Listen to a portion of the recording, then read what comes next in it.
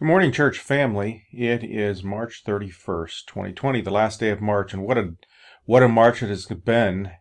It's going to be interesting that April that's coming is probably going to be even more interesting for us, maybe the most unique month in the lives of any of us.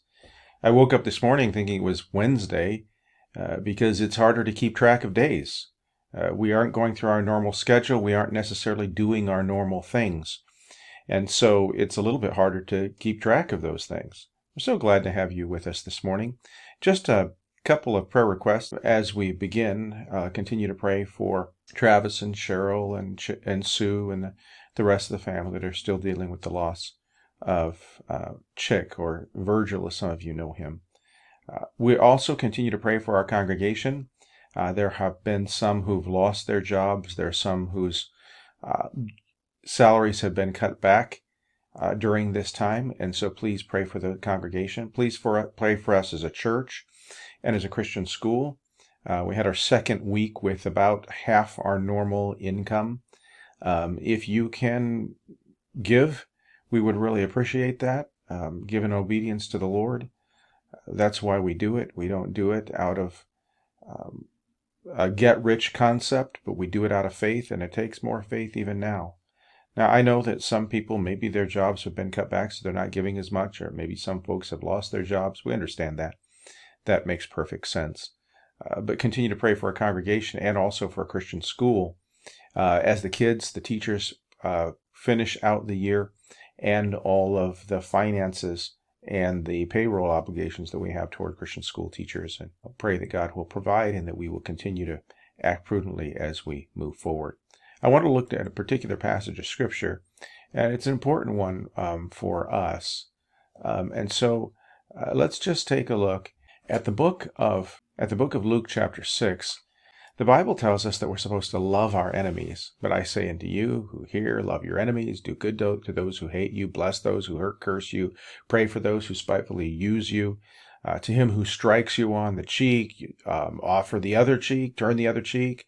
And from him who takes away your cloak, do not withhold your tunic either. Give to everyone who asks you, and from him who takes away your goods, do not ask them back.